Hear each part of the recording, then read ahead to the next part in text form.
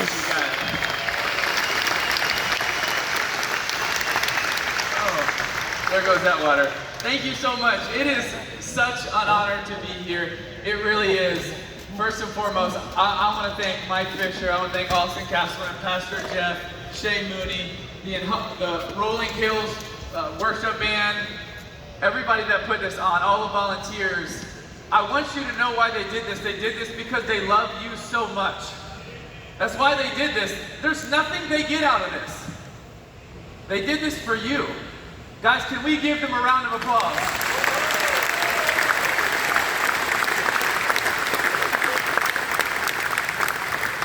Guys, I genuinely, with all my heart, hope that tonight is encouraging for you. I really do. I really, really do. Like, I hope tonight you walk away being encouraged. But man, I hope it doesn't stop at encourage, because what encourage means, it means to give support, confidence, or hope to. Those are really good things. I believe in them. I love them. I want to walk away encouraged. I want you to walk away encouraged. But I also hope it doesn't stop at a feeling. Because that's what encouragement is. It's a feeling. It's a good feeling.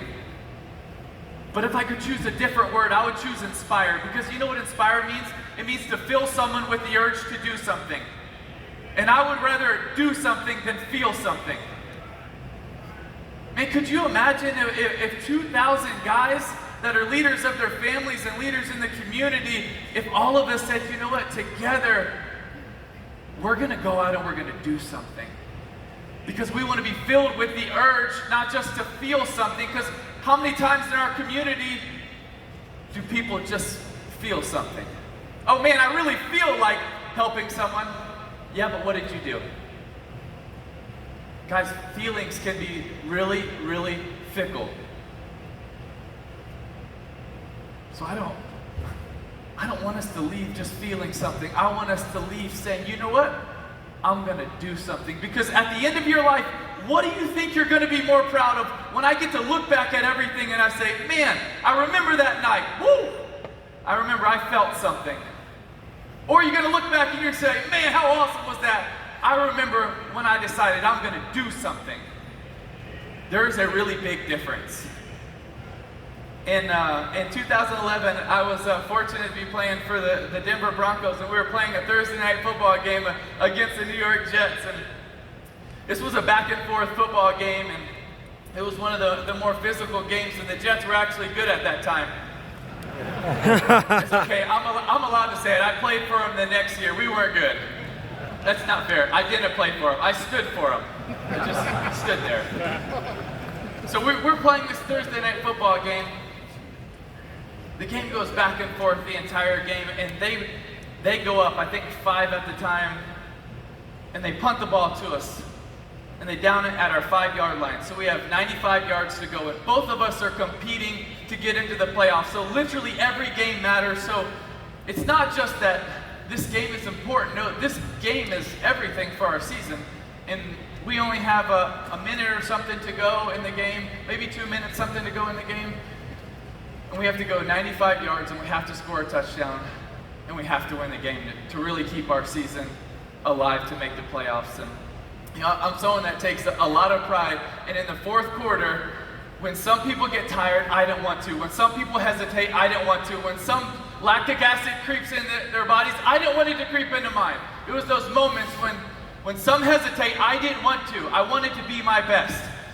But I gotta tell you, when I jogged onto the field at this moment, I was so exhausted because I'd played so hard the whole game and I was so tired. And so we spread it out, we go 2 minutes, and we're moving the ball and we're getting first downs, but we're running out of time. So, you know, literally, I'm so exhausted. I'm running back to our offensive line, and instead of calling it a new protection, I literally go, same play, same play. And so they're like, okay, you know, and the defensive line's listening, but they're too tired. They can't even react to it. So everybody is literally so exhausted, and we're at 3rd and 4, game's on the line, their 34-yard line.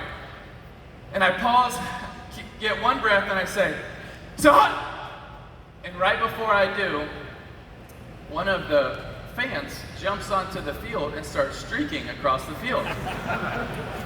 You can't make this up. And so obviously NBC doesn't want this on their television set, so they call a 3-minute TV TV timeout, and so usually when you see, this actually happens somewhat regularly, 2 or so times, 3 times a year, and so most of the time when this happens, you like look to whoever's around you and you'll laugh, and you'll see all the yellow shirts chasing them, and it's kind of funny. But I just remember I couldn't look anywhere. I just said, "Oh, thank you, Lord."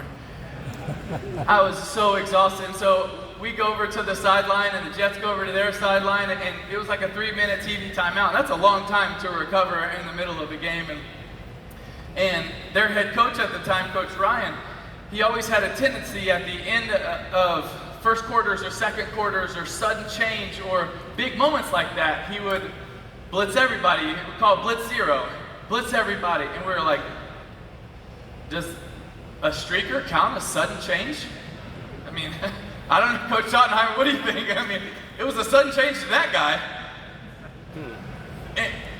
And so we're like, maybe he's going to blitz everybody. And so we go back out there. He did, and we were able to capture the edge. And ran around the left edge for a game-winning touchdown. And a lot of people blame that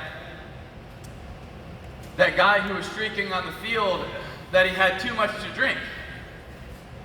But I'm someone that's always believed in divine intervention. You know what, guys? But I really do believe in divine intervention, and man, I think that I'm here for a reason. I think that you're here for a reason.